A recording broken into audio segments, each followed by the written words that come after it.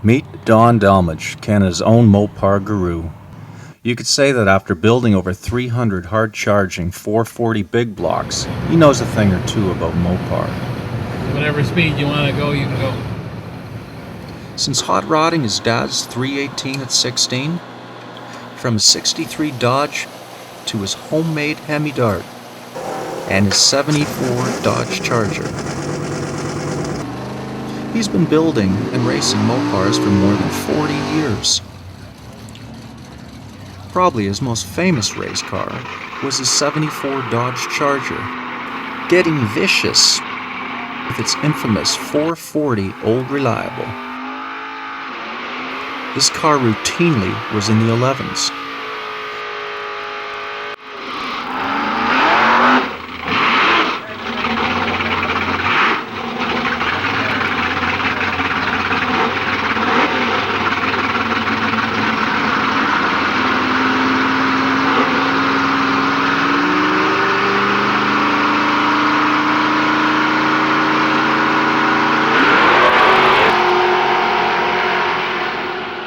Old Reliable is the motor that was in the Getting Vicious 74 race car.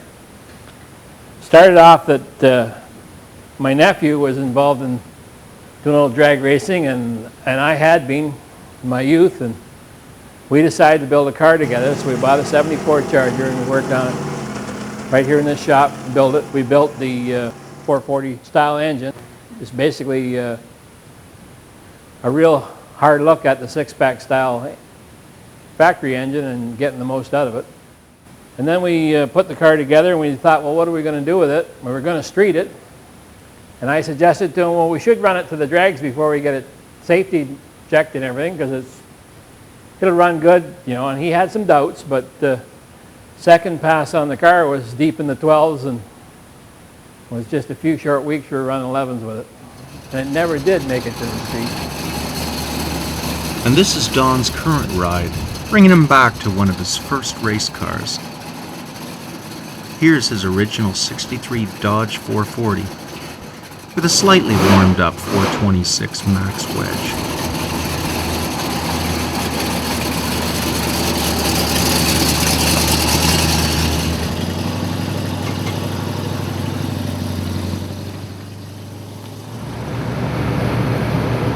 So what's it like driving this car, Don? What's it like driving it? It was a lot of fun. Yeah? Yeah. Hard to behave. So what's it like having 500 horse at your disposal at any one given time? Just like this.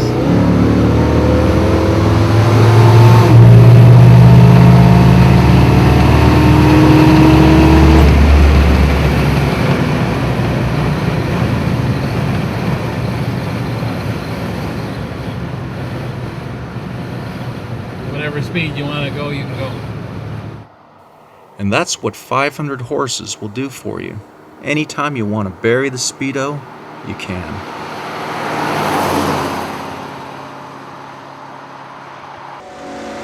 Well, if you look at the stock eliminator classes in NHRA, those cars are bone stock. They have to have the same piston as the original, or one that is approved by the association to be identical.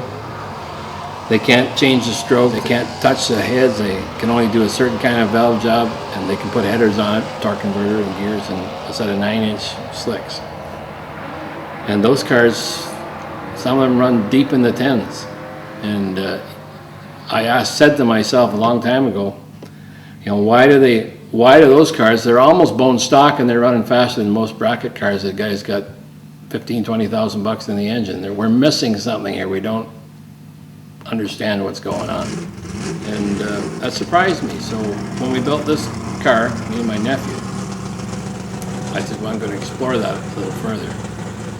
And it actually worked way better than we thought. And I know there's all kinds of guys out there who are told you got to buy you know, $1,000 pistons and $2,000 rods, and you got to have this stroked, and you can only use these heads from this guy and this camshaft, and they could spend, and I have seen it, they could spend $10,000, $15,000, $20,000 on a motor that won't make any more power than that thing does.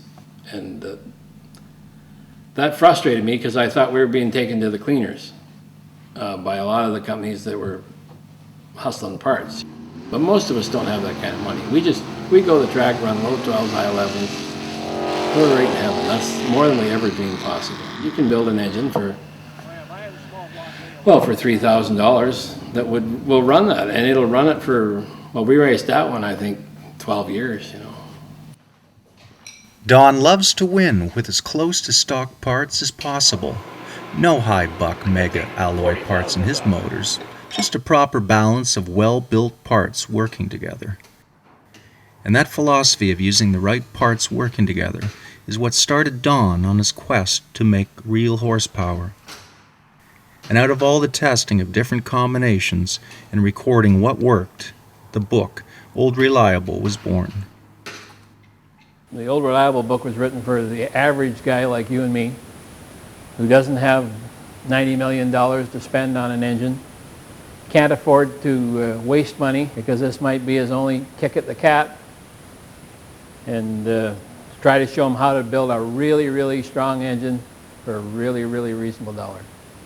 The book's the result of a series of 4 articles I wrote for Chrysler Power magazine out of California. And their editor, Roland Osborne, suggested after I finished writing the articles that I combine them all in book form. They talked about the engine, the Old Reliable engine itself. They talked about how to set the distributor up to get the most out of it, how to jet carburetors, how to pick the right size, and how to set the chassis up. And a lot of little tips along the way that you could live 100 years and nobody would ever tell you.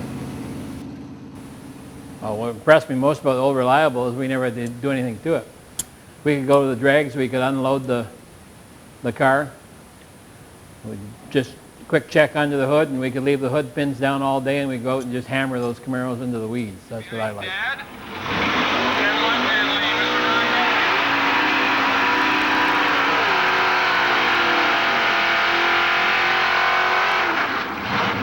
Got the charger dialed in at 11:54, almost as close to a heads-up race as you can possibly get.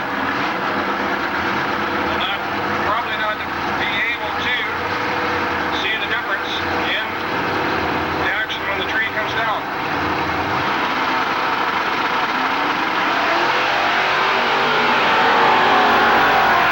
Right-hand lane, their sisters in there doing cartwheels, hoping that the wind light does come on in the right-hand lane and on the big end. Back he goes around. Old Reliable was the motor we built for a 74 Charger, and we used it to test all kinds of things, different cams, different carbs, different heads, different converters behind it, anything we could think of to see what would the optimum setup was for the 440 engine. I like the 440s. They're my favorite engine of all of them. I've had a Hemi, and that was fun and wonderful and everything else, but I like 440s. They're a good basic engine. They're big, strong bottom end. They got big cubes. They have proper heads. The heads match the engine very well. The rod length to stroke length is excellent on them, way, way better than the bow tie brand or the Ford brand. And they just make gobs and gobs of power, and they never ask you for nothing except lots of oil. And this is the infamous 440 Old Reliable style. This is one of Don's favorite combinations, with its big valves, 2 4-barrels, forged pistons, and a racer brown cam. This motor will take any Chrysler B-body into the 11s, no problem. Don builds them strong and tough to give a consistent performance round after round. Let's let the man himself tell us about his favorite parts for this combo. Right here we have a 440 basic building block for the Old Reliable, and this one has been hot tanked and checked, bored 30 over. It's got fresh cam bearings in it, cam plugs installed in the rear. And this will be a real good, strong, reliable street motor that will bring somebody a lot of joy. One of the things we like to do when we do a 440 is we like to bore it out to the Hemi-size pickup. The stock engine, stock 440 or 383, comes with this size oil pickup, and the Hemi comes with this one. The block casting is identical, Just a matter of drilling it out and retapping it to this size. And the pickup's available from Mopar Performance for really reasonable dollars. We drill it right here. You can see where this one's been drilled and rethreaded. And that gives the engine a lot more oil. And the reason we open them up on these is because on these engines the oil pump is external. It doesn't sit in the pan like most other engines, so we have to pull the oil from the pan up to the pickup, and we don't want any restrictions on the way. The bigger pickup cuts down that restriction. Here we have a 440 crank. This is my own personal one for one of my toys. And I had this one hard chrome, but that's not necessary for most applications. You need to find a good crank shop that understands Mopars, does a lot of them. Send your crank there. I don't care how good it looks. You want to get it machined, 10 or 20 under, and it needs to be on the low limits. That's the secret to these engines. They need lots of clearance. One of the questions everybody wants to know is, do I have a cast crank or do I have a steel one? Well, the first question maybe you should ask is, does it matter? You're not going to break a 440 crank with an old reliable or probably with anything else. Cast crank can handle 600 horsepower. But if you want to know, do you have a cast or a steel crank?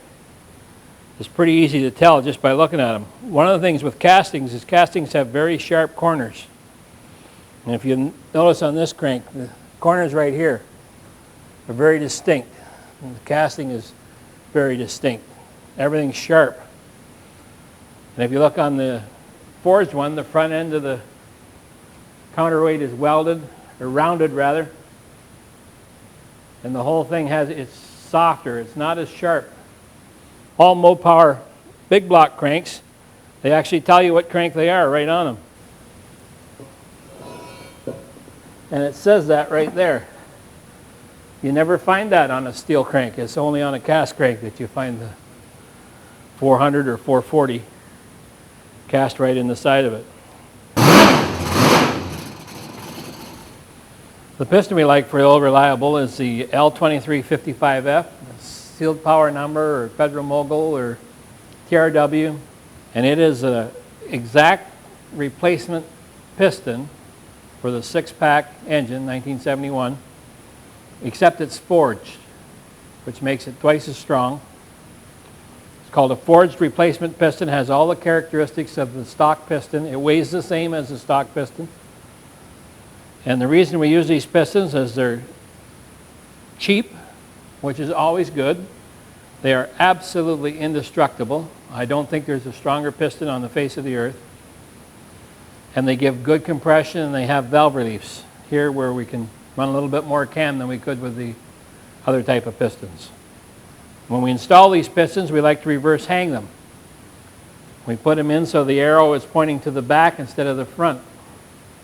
And there's a lot of nonsense around. People say if you do that, the piston will fail. Well, this piston won't fail. You could install it upside down if it was possible. It won't fail. There's nothing stronger than this. So you can forget that. If you want to know why, if you look here on the side of the piston, you'll see that the piston pin is not in the center of the piston. It's offset approximately 90 thousandths this way. And they do that to keep the rod leaning the piston into the side of the cylinder so that even as the engine wears and gets old, the piston will stay tight in the bore and it won't slap. The only thing is that I've never heard one of these slap even with the clearances reversed hung, so it's not really a big problem.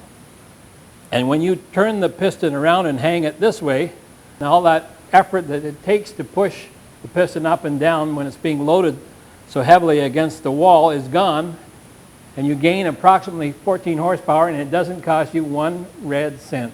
We've been doing this since 1967. If that bothers you and you can't reverse hang it, then put them in the other way. You're just going to be down 14 or 15 horse, and when that Camaro blows your doors off by just that much, just remember that I told you there was 15 horse there and you didn't have the guts to get it. This is Shannonville Motorsports Park on a Friday night. It's Test and Tune night where anyone with an internal combustion engine and a thick skin can come down and try their skill in the 1320. We'll be on the ladder. Once the first round is over, we'll do the pairing. All kinds of cars come out to play, from your dad's pickup truck to your mom's Honda to classic muscle cars and dragsters. It's all here. Don Dulmage is no stranger to this place. After all, this was Old Reliable's old stomping ground. We asked Don to come back here with his '63 Dodge. We might be able to persuade this former racer to take a pass down the quarter mile. You guys are heading down? I thought she wasn't going to let you take it down. No, he said we could take it down. he's doing a TV shoot. We'd like to run that Studebaker because it's the same year. Yeah, okay, no problem. Okay? We can do that. Okay. You want to go now? Sure.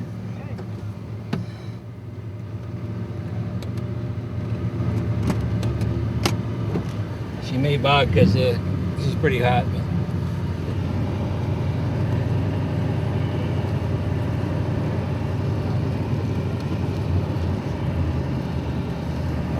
Check get the tires a little bit clean.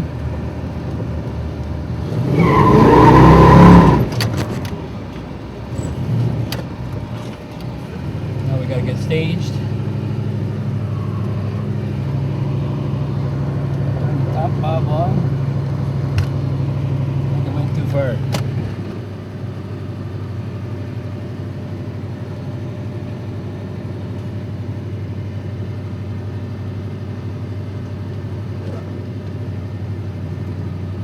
Okay.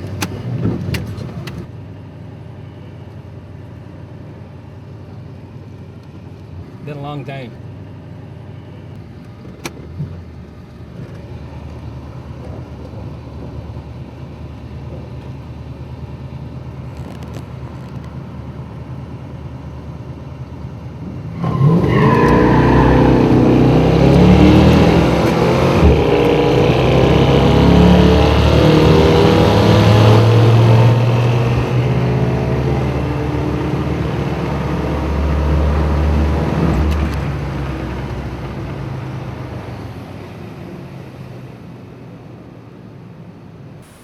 Philosophy behind the book is you don't need the mega dollar parts to go fast. You need the proper parts installed the proper way, and they have to all match each other. And having everything match each other is what gives the engine its power. That's the whole secret to any engine. It doesn't matter whether it's a mega dollar engine or a cheap engine. Everything has to belong together, and as soon as something doesn't belong together, you slow down, you don't go faster. One of my favorite combinations for these engines is the CH-28 Edelbrock 2.4 style setup. Dual plane, as some of you call it. And this manifold works really, really well on this combination. Matter of fact, we were able to get some of our very best ETs ever with this manifold. Even though the horsepower might have been down slightly, the average horsepower was way up. And the car ET very, very well. Besides that, it looks really cool. We like to lower the divider wall so that at full throttle we can bleed from all four holes. In case there's a shortage on one side, it'll work across a little bit. But standing so that if there's fuel puddling, it doesn't splash down in the port and make the engine stumble. The other thing we do too is we block off this hole here, the heat bypass. I have heard that plugging this hole on 440s, I've seen dyno tests, 28 horsepower. That's a lot of horsepower for blocking off two little holes.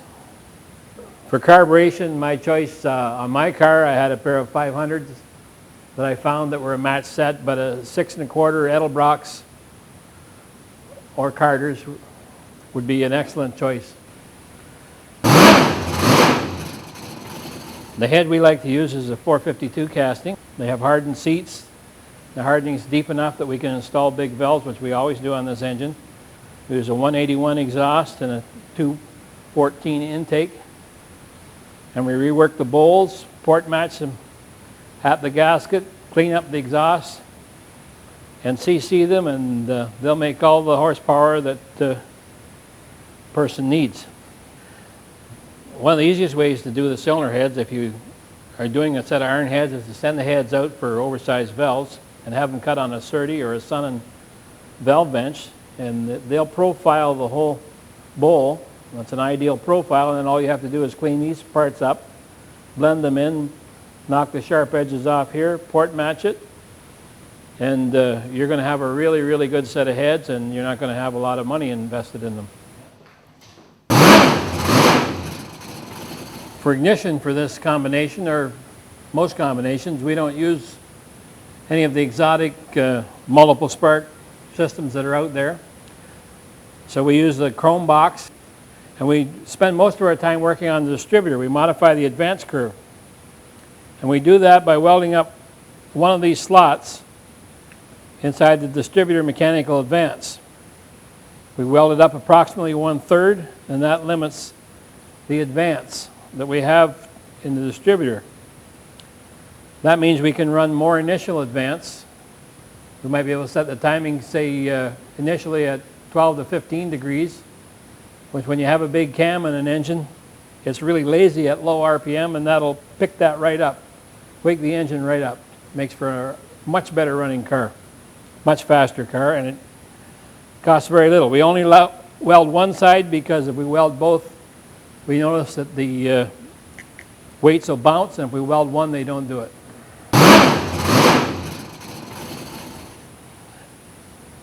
And once you've got the engine all done and in the car, it's time to think about torque converters. We use Frank Lupo's dynamic converters. We haven't found anything better, and we found a lot worse. But you can make all the horsepower in the world you want, and if it's not getting to the back end and not getting to the ground, it doesn't really matter how much you've got, because your car is not going to perform. And nothing you can buy for your car, for the engine or for your car, will give you more performance per dollar than a really good torque converter. He's going to warm up the race car for us and give us a little run. But first, he'd like to say something to you. In every race car, there comes a time when it's time to pull her down, and that's for this one. Been a good car, but this engine's going out. We've sold some of the parts out of it. We've had this car for 9 years, and this will be the last time we'll hear it run, so that's why we're recording it.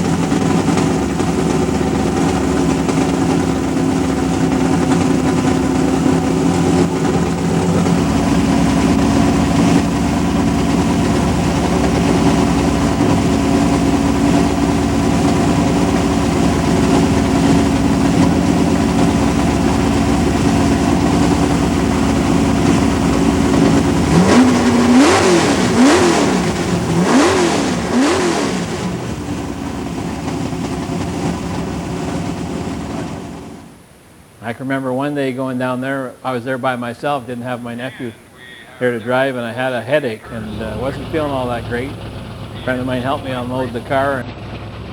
There's a guy in the other lane, I won't mention his name, but he's somebody I really didn't care a lot for, and I thought, you know, I'll die first before he's going by me. There's no way.